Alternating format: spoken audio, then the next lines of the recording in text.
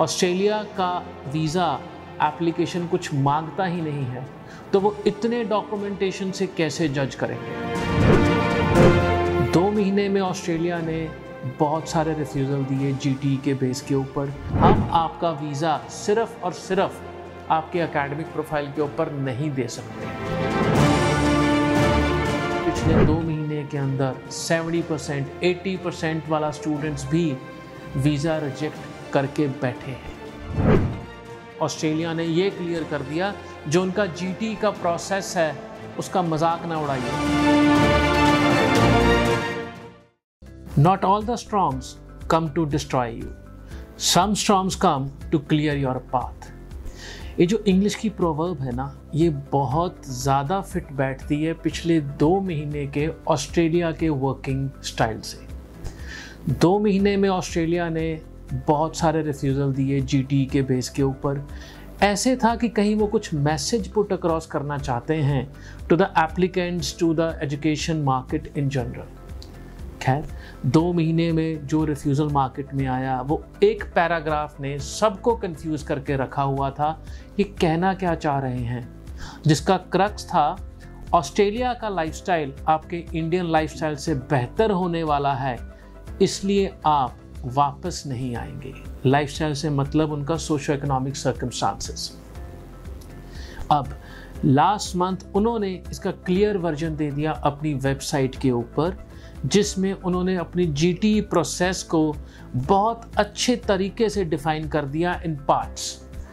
वो क्या आपकी एजुकेशन में देखना चाहते हैं, वो क्या आपके गैप के बारे में सुनना चाहते हैं और पढ़ना चाहते हैं। आपके ऑस्ट्रेलिया के प्लान्स क्या पीआर तक जाते हैं या स्टूडेंट वीज़ा सब क्लास 500, जिसके भीतर आप अपना एप्लीकेशन लगा रहे हो, उसका and post graduate work permit तक का क्लैरिटी है।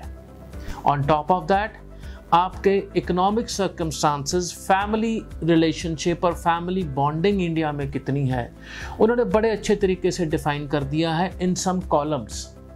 अब इसके ऊपर भी बहुत ज़्यादा बहस हो सकती है, बहुत ज़्यादा ट्रांसलेशंस हो सकती हैं। ऑस्ट्रेलिया का वीज़ा एप्लीकेशन कुछ मांगता ही नहीं है, तो वो इतने डॉक्यूमेंटेशन से कैसे जज करेंगे? वेल, अवेकनिंग न्यूज़ उन्होंने दबे शब्दों में बता दिया है दैट हमें ये कागज़ दोगे तब आपके एप्लीकेशन की जेन्युइनिटी हम तय कर पाएंगे। बिना उस जेन्युइनिटी को तय किए हुए हम आपका वीज़ा सिर्फ और सिर्फ आपके एकेडमिक प्रोफाइल के ऊपर नहीं दे सकते।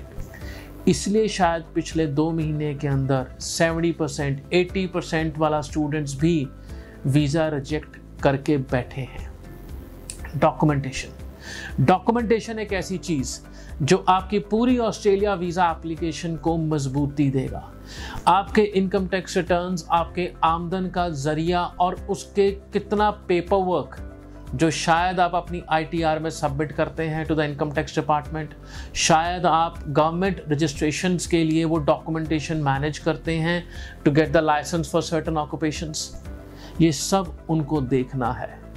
ऑस्ट्रेलिया का वीज़ा आज शायद उतनी क्लैरिटी में है जो आज से 2 महीने पहले तक धुंधला धुंधला दिखता था। ये तो वीज़े बांटने को बैठे हैं। वेल, एक अलार्म बजा देता हूँ। 2020 और 21 की एक रिपोर्ट आई है जिसके आधार पे ऑस्ट्रेलिया ने रिकॉर्ड ब्रेकिंग एडवर्टीजमेंट किया है जॉब्स के लिए। उनके वहाँ स्किल की बहुत शॉर्टेज है। उन्होंने उस चीज़ को हैंडल करने के लिए स्टूडेंट्स को फुल टाइम वर्किंग राइट्स भी दिए, एक्स्ट्रा प्रिविलेजेस भी दिए, भी आप रह के हमारे पास काम करो, पर वो उन बच्चों के लिए है जो वहाँ पे हैं। मार्केट ने उसको इंटरप्रेट कर लिया, यहाँ से वीज़े धड़ाधड़ आएंगे। वेल, आए भी जुलाई में, उसने और उस धारणा को पक्का कर दिया। बट पिछले 2 महीने ने ऑस्ट्रेलिया ने ये क्लियर कर दिया, जो उनका जीटी का प्रोसेस है उसका मजाक ना उड़ाइए, उसको एक्चुअली में उन जेन्युइन स्टूडेंट्स के लिए रहने दीजिए जो वहाँ जाके पढ़ना चाहते हैं। मैरिज कोई कंसर्न नहीं है, स्पाउस की क्वालिफिकेशन कोई कंसर्न नहीं है, तो फोकस इन दोनों से हटा के पेपर वर्क पे लगाइए तो आपका वीज़ा सक्सेस बढ़ेगा। Paper work plus course selection, जो हमारा स्टूडेंट फ्रेटर्निटी है वो PR मतलब स्टेज 3 को लेके आगे जाता है, फिर कोर्स और जगह सिलेक्ट करता है। हमारे यहाँ का स्टूडेंट कैसे करता है, PR लिस्ट दिखाओ जी, फिर आते हैं रिलेटिव फैक्टर आए जी, फिर आते हैं जी ओके मैं कहाँ रहूँगा जी, फिर आता है ओहो इसके बीच में हमें कोर्स भी तो देखना था जिसके ऊपर स्टूडेंट वीज़ा टिका है। वो नंबर 4 की प्रायोरिटी बनता है एक स्टूडेंट की एप्लीकेशन के अंदर। और ये और नीचे चला जाता है अगर कहीं स्पाउस केस हो, क्योंकि स्पाउस केस में देखा गया एप्लीकेंट को तो बोलने दिया जाता ही नहीं, लीड ही कोई और लेता है, जिसको साथ जाना है, पढ़ना नहीं है, जाना है। एक चीज अंडरस्टैंड कीजिएगा आज और अपने पल्ले बांध लीजिएगा, वीजा एप्लीकेशन सक्सेस चाहते हैं, एप्लीकेंट की प्रोफाइल को मेन रख के डिसीजन लो, अपने फैक्टर्स को लेके बीच में आके डिसीजन ना लो। अगर एक स्पाउस केस कहता है हमें संभालने वाला ए जगह पे है पर मेरा कोर्स और यूनिवर्सिटी बी जगह पे है, बावजूद इसके वो ए जगह अप्लाई करता है, I am sorry you don't deserve to be in Australia. आप अपने GT के अंदर लिखते हो मैं अपनी वाइफ के साथ इसलिए जाना चाहता हूं क्योंकि मेरा मेंटल सपोर्ट होगा, इमोशनल सपोर्ट होगा, बट आप तो फिर किसी तीसरे बंदे के सपोर्ट के ऊपर चल रहे हो भाई साहब। आप उसको अपनी एप्लीकेशन का मुद्दा बनाओगे, एप्लीकेशन रिजेक्ट होगा ही होगा, क्योंकि आप उसमें कॉम्प्रोमाइज करोगे कोर्स के साथ। ऑस्ट्रेलिया की GT को मजाक ना समझें। अगर आप ऑस्ट्रेलिया अप्लाई करना चाहते हैं, एक एक स्टेप, एक एक प्रोसेस बहुत ही इंपॉर्टेंट है, जिसके अंदर रह के आप अपनी वीज़ा का एप्लीकेशन का सक्सेस ले सकते हैं।